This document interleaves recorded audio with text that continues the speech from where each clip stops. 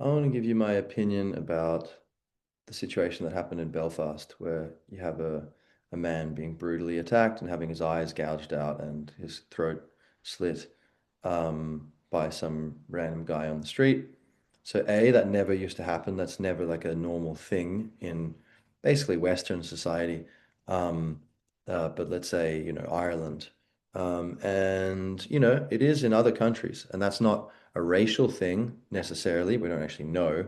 But it seems that most likely that's a cultural thing, something that's passed down through the way people are raised, trauma. And you could say, look, the third world's gone through a lot of stuff, US imperialism, British imperialism, and there's some truth to that, like leftists would say. They're got so much trauma, that's why there's a lot of fucked up, pardon my French, stuff. But Ireland, 800 years of oppression, we didn't start doing that. So, and you look at individuals, same thing happens, as above, so below. Things in life that reflect the truth at different scales of life. Individuals, some can be in a really bad upbringing and they come out as a good person. Others turn into more of the same, like a vampire. They get bit and then they want to go pass it on. So it's our choice. And it seems like some cultures collectively have made the wrong choices. And you can say, oh, everyone's equal. And so on some level, yeah, we're all children of God. But Nazism, that version of German culture, is inferior to, say, the culture of love. Okay. Can we all agree on that? Some culture is better than others. Culture is like a collective personality. What is culture? It is your beliefs about what's true and false and what's good and bad. Now that's descriptive and prescriptive. Let's mush that into one and say it's right and wrong in the double meaning of that. Beliefs is what you think is right and what's wrong. And behavior flows on from your beliefs. You act according to the way you think. That's what culture is basically. And there's different versions of what we think is true or false and good and bad. And you can see that playing out. But so in Belfast, you've got, and these many, the thing is, what people might be missing is, yeah, this is a terrible situation. There's a murder, or not a murder, but an attempted murder. And terrible crime. Um, and so people say yes, but there's a massive outcry, but there's no massive outcry for this other person who got killed or this Irish person who got killed, huh? Racism. Um, or so when the murderer was an Irish person, or when it was some other foreign, the victim was someone from Pakistan or something.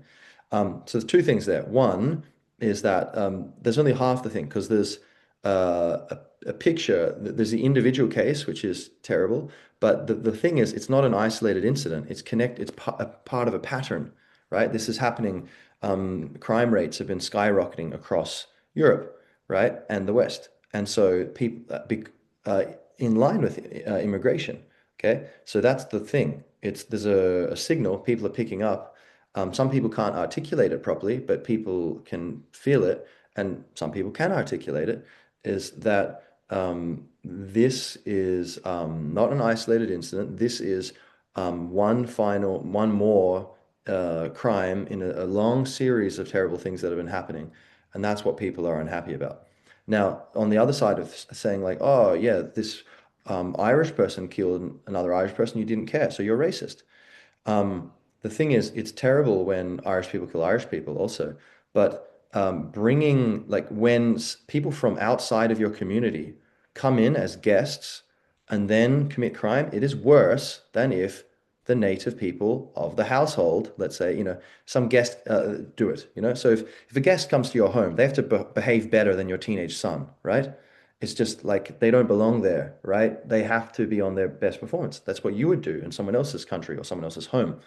Um, and the fact is, we have a situation where if you look per capita, and I didn't realize this until like pretty recently, per capita, like per individual, the rates of crime among immigrants to European countries is way higher than the native population.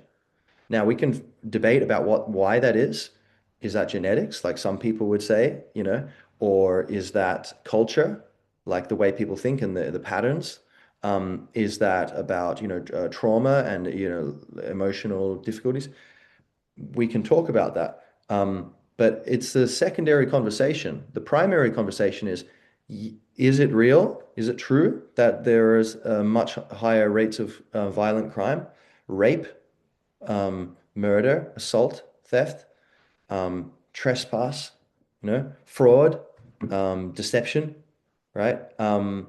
Is the coercion, okay? Is it true that these, violations of human rights, of freedom, are higher, significantly higher among immigrants? Yes, it is actually, and you can look that up. I'd ask you to do that. And that's more important than, okay, then why? More important is like, okay, we need to stop that. Like, we need to put a pause on that because there's massive immigration coming in.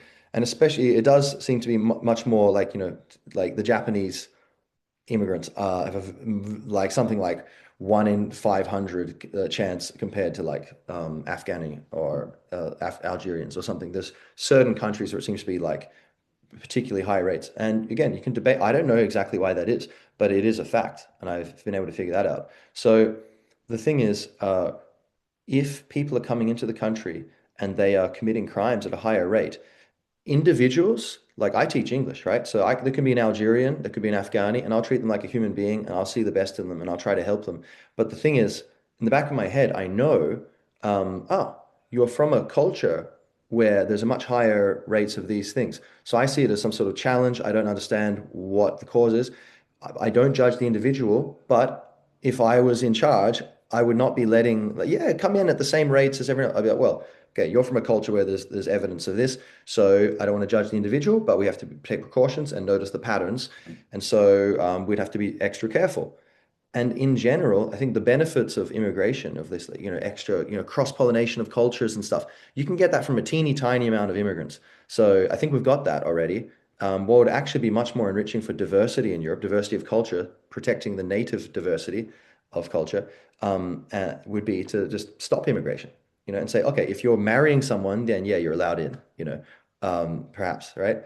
But otherwise, like, no, you can't just come here, you can come visit, maybe, come work maybe. But so I think this is a lot of people are seeing this, and that's the situation, So something to think about. It's not racism. It's like you should naturally care if you're more about your family than your neighbors, more about your neighbors than people from another city, more about your countrymen and countrywomen than people from other countries. You should try to care about your neighbors. You should try to care about the world. You should try to care about animals. But it's natural to prefer and to be more careful about your corner of the garden. And that's actually a good thing. It makes you more responsible. You take action where you can have an effect. So, gach beannacht, everyone, and think about it. A few other things, actually. So, yeah, we've been talking about security, safety, right? As a reason for limiting, or I would suggest totally putting a moratorium on pausing immigration to Ireland and to Europe in general. And this would apply to anywhere else in the world. And most of the world already has this, by the way. Like, most countries in the world are far more strict than Europe in terms of letting foreign nationals come into the country and live there. Because it's their space, it's their house. You don't just get to move into their house. But Europe, apparently, you get to just move in if you want. It's like a squatter's house or something. So it shouldn't be like that. So we've been talking about safety, right? So protecting women from being raped, children from being stabbed, things, crazy things that have been happening recently, like no hyperbole. Literally, this has been happening more and more in Ireland and in Europe, shocking levels of crime. But there's other reasons, negatives to immigration, reasons to limit it. But first, I would just want to say on the other side, there are amazing things to immigration, right? Like obviously a greater diversity of food,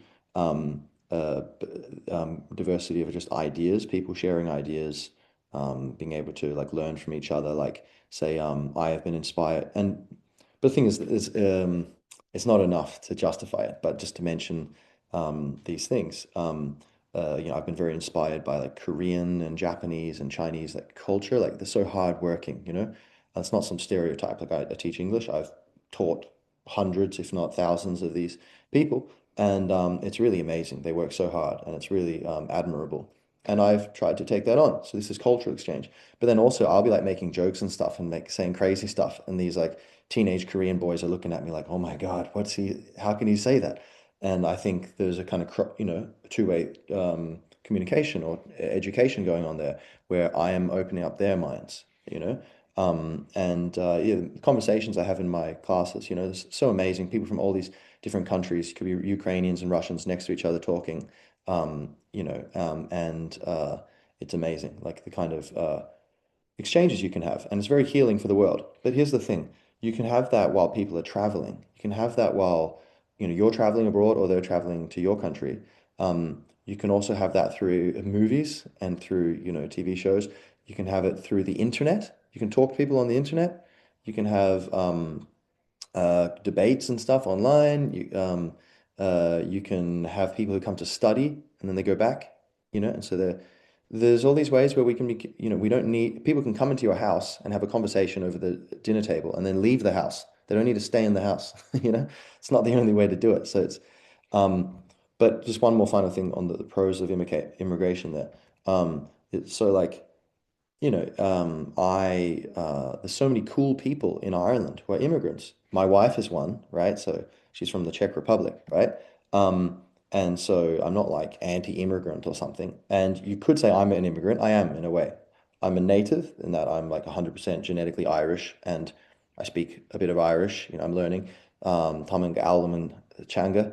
Eallam fálam níos agam ach ceart go leor I gach lá úsáidín mé an teanga agus is éhann sin le mo fáistí freisin mar sin. So and like I play music, I write poetry and stuff. So I kind of resonate with and embody the traditional culture of Ireland, and I know a lot about the history, probably more than most Irish people, definitely more than most Irish people. Um, and not to brag, but just to say like I am Irish, but also I'm an immigrant, right? Like there's things people say stuff like, "What, you don't know this?" I'm like, oh, I have no idea. How do you not know that? Everyone knows that. Oh well, like I didn't grow up here, did I? You know. And things like not having, my children don't have their grandparents around, so that puts more strain. So I have this kind of immigrant experience kind of stuff. Um, uh, but nonetheless, so I'm a kind of on a bit a mix of both there. But and I go to the coffee shop and I say, hey, how's it going? There's the Ukrainian, there's the Japanese one, there's the Turkish one, whatever. I'm always friendly with people and I love people. And I think most people are good people, and the people committing crimes, it's a minority. But the thing is, you either have to be when you're letting people in, you either have to be extremely careful about who's who and their histories, um, or you need to just say, okay, no, we're not letting them in, or we're going to limit it in general extremely. If you're like, oh, we don't have the resources to check everyone properly, okay, then don't let anyone in. That's that's the only justifiable position. Um, but then, so, like if I would want this video to be able to be seen by one of these, people, one of my students or like the barista or whatever who I chat with, and they could understand like there's no judgment of you as an individual if you're an immigrant to Ireland. It's like, welcome to the party. That's awesome that you're here. And there's so many people come to Ireland, and so many of my students and stuff, they say they have these really transformative experiences where it really blows their mind and it really heals them and helps them. And so we need to remember Ireland, Mother Ireland is healing the world as they're coming here. But Mother Ireland is in trouble and she needs to be protected. She needs to heal herself. And so it can't be all give, give, give. It has to be, she can't burn out, burning the candle from both ends. Um, so just to say, I hope immigrants can understand that, yeah, we love you. And, if you're a good person, at least I love you. Um, and there's a lot of benefits, people being here, people can mix. And on some level, it's nice. Like, who cares about where you're from? Just let everyone mix. Yeah, cool. But as I'm going to mention now, there is a bunch of reasons why we should care and why, no, we can't just like remove borders. That's not a good idea. Um, but there are these benefits, but we need to keep them in mind. And I'd say at this point, like, hey, we've got so much of the benefits of it, and now it's just all drawbacks, basically. Um, and so maybe if we stop it now, maybe in 10, 20, probably not 10 or 20, but I don't know, maybe like 50 years from now, it'll be like, okay, we're kind of getting a bit like insular. Let's open it up again and kind of get more, even though we've got all these students coming in and people coming in on holiday and stuff, and we're traveling and we're studying abroad, somehow we're still getting insular. And we have the internet, but maybe it's possible that it could happen nonetheless, and you'd want to bring in more immigrants, but probably not. Probably just like there's plenty ways to connect. Um, and the real reasons for the immigration are some other thing about dissolving national sovereignty by the Illuminati or something, to put it really bluntly, like global elites who like, caused the financial crash of 2008 and benefited from it and own the Federal Reserve and all the central banks and, the WEF and this oligarchy creeping in the background, which like was behind, the rise of communism and Nazism, and then, the mafia and the CIA being two sides of the same coin. All this stuff, the dark. That's really what's going on. There's this big global power play thing going on. But the COVID stuff made it really obvious, right? They're all reading off the same script. It's like, oh, you're different countries, different governments, are you? Cool. You sound the same. That's funny, you know. Anyway, so into the negatives of immigration. Apart from security, okay, there's also economics, right? So more people coming in, more workers, that drives down wages and drives up prices. In Ireland, it's almost impossible to find a place to rent, let alone to buy. So so many people like I can't raise a family in Ireland. I have to leave to go to Australia because at least there I have a chance of, um, like I speak English and I'm educated, so they want me in Australia or whatever. But like, yeah, here I want to stay here with my people, my family, and so my country, but I can't raise a family here. It's very difficult, and I have three kids, and they're young, and it's very difficult, to raise to pay for everything.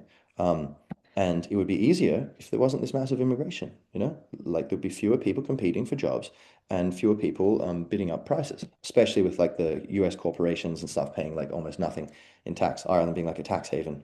So these companies, oh, great deal for them. And all this money comes in for the Irish state government to use and waste and fund into NGOs, which are trying to destroy us and bring people in from outside of the country.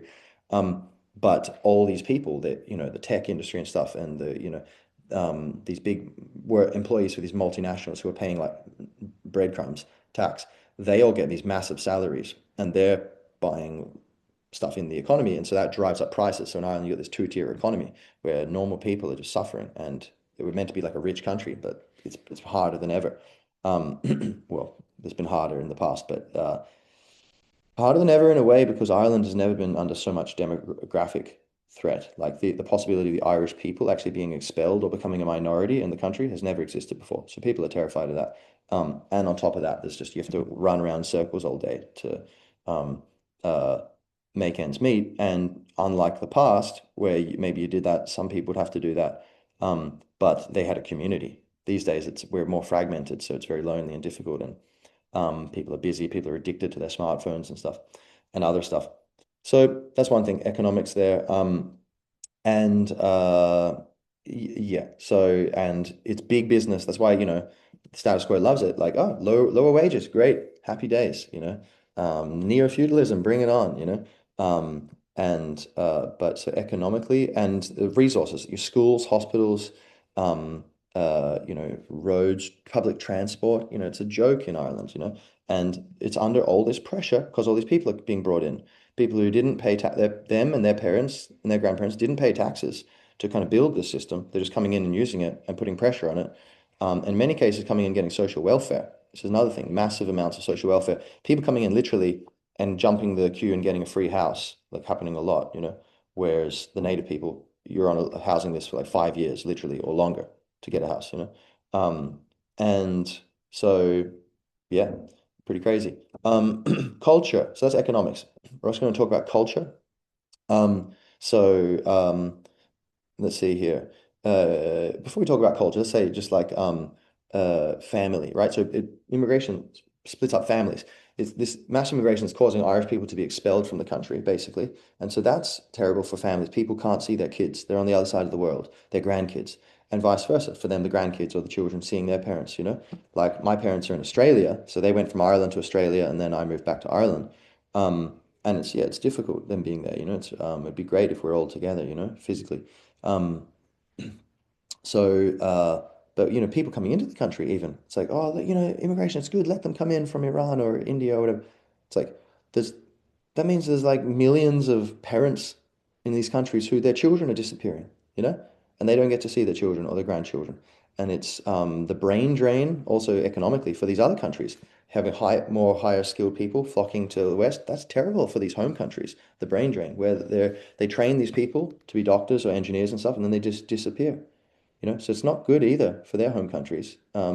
Is that racist? Huh? You're trying to encourage the brain drain, you racist? Um, so yeah,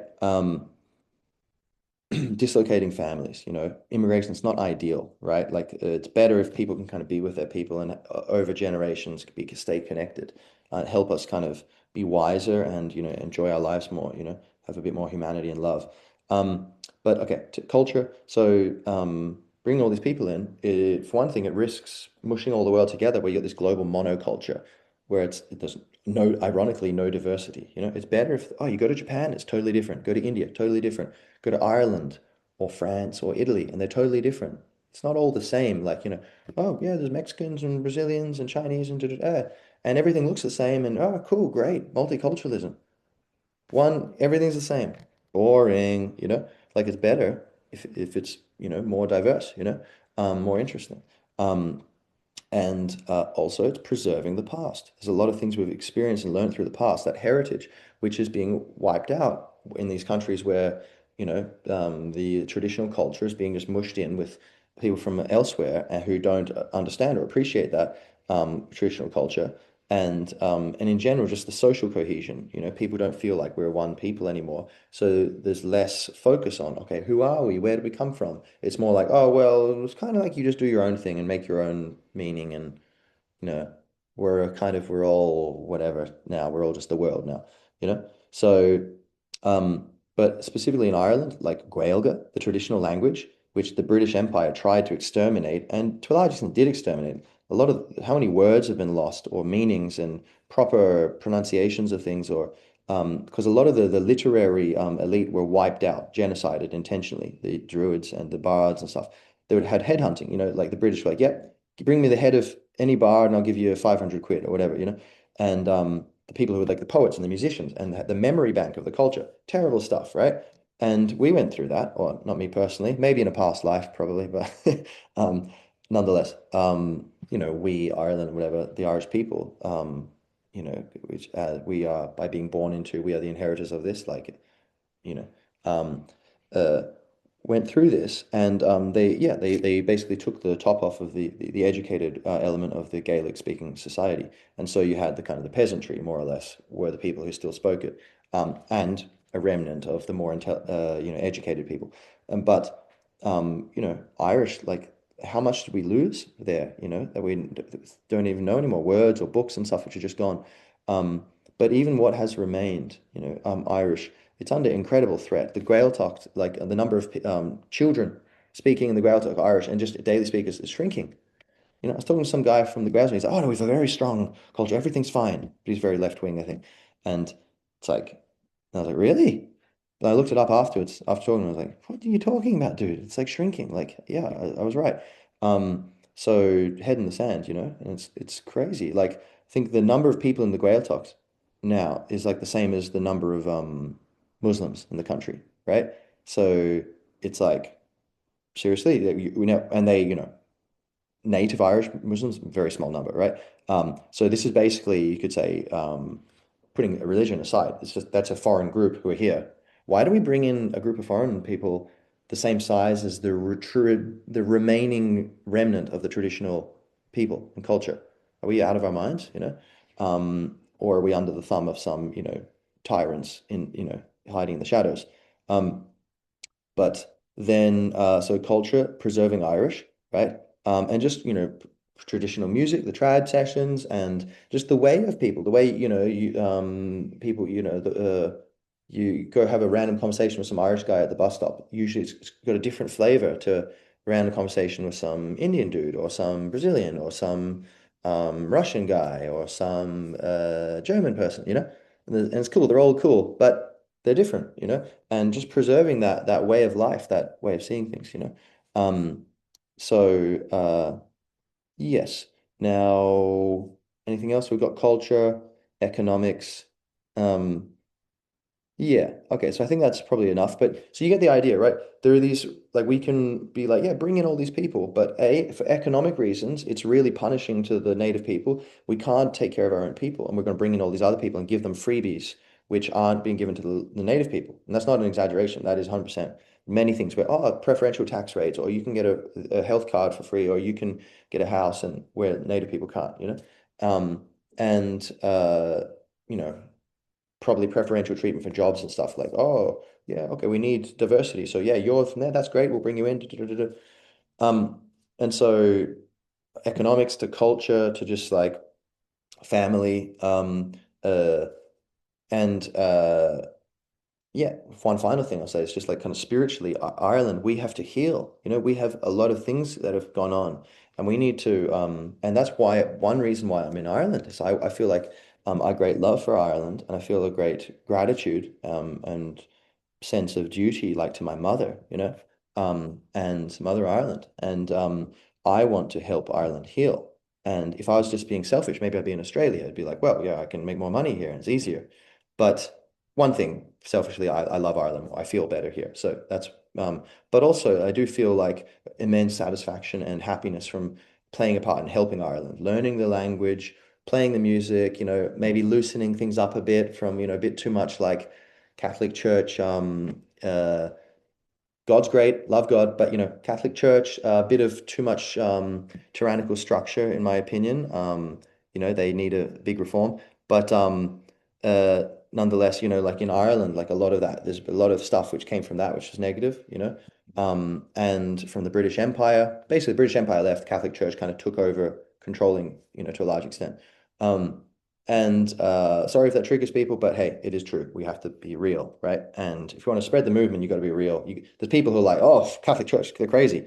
And if you're Catholic and you want to get them on board to like, hey, can we protect Ireland and stop this mass immigration? You're going to need to be a bit flexible about, you know, your blind spots or whatever, or the negative sides of the people you love, and the institutions you love. But yeah, so we've gone through all this hectic stuff for like thousands of years, right? Before the British, the Vikings, and all this, you know, and all these invasions. And we need to heal. And if we just bring in all these people from all over the place, that's not going to happen because they're going to be like, what are we healing? And it'd be like, okay, you have a minority of people living in the country who are trying to heal something while the language is getting dissolved and diluted, and while, you know, everyone's marrying into each other, and okay, it's kind of gone, whatever, forget it, it's gone.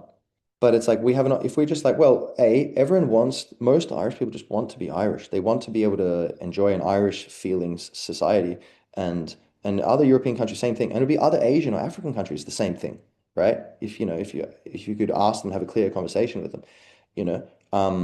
And I think it's a kind of a thing where it's like double standards. We're like, well, I wouldn't want that in my country, but who cares about Europe? They're racists and they had all these empires. Like, we were like the first colony of the British, actually. So no, we didn't do that. And you know, anyway, so we have to heal, and if we can just get a movement of people to be like, okay, look, we're not racist, but look, for these reasons, economics, culture, security, blah blah blah. It doesn't make sense to keep bringing all these people. Let's just stop it.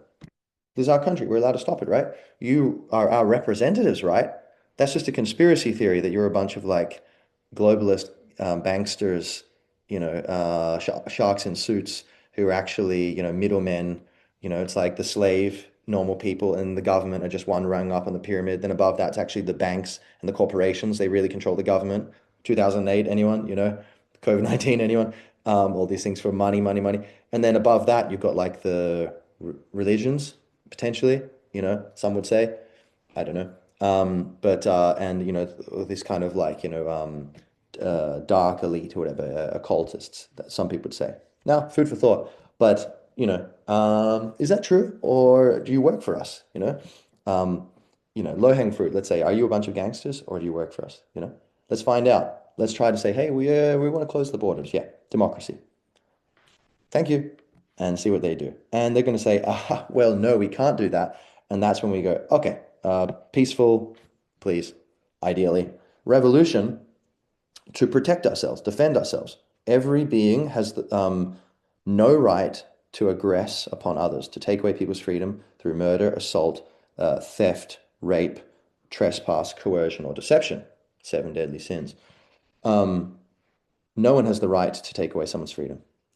And everyone has the right to self-defense if someone tries to do that to you, right? So individually and collectively. So we have the right to defend ourselves, right? And if you're trying to trespass, if you're trying to steal, if you're trying to murder and rape en masse or individually, we're allowed to stop you, you know? And so, yeah, basically people, but the thing is, basically, we just need to become more aware. When there's a ton of people who are aware of this and can articulate this kind of thing in simple words, maybe a bit faster than I have in these podcasts, then we're laughing. Then it's like, okay, yeah, it's almost impossible for them to run this system. There'll probably, I would guess there'd be some sort of chaos, but we can ride through that and reset things. So, I mean, I don't think we really have an alternative. Things I think are just going to keep getting uglier and uglier. I have children, so it's easy for me to be, oh, it's a bit crazy. I don't really want to be putting myself out there and talking about this stuff. But what about my freaking children? They're going to grow up, and what kind of country do I want them? What kind of world do I want them living in? So we have to get our shit together and just be like, okay, look, we got to talk about this and we got to push back. See what happens. See if we can smash this little power pyramid, shall we? And say, hey guys, you can have your Ferraris and mansions. Just stop trying to destroy the country, would you? Yeah? You idiots, huh? Gormahaguiv, Gokbanacht. Think about it.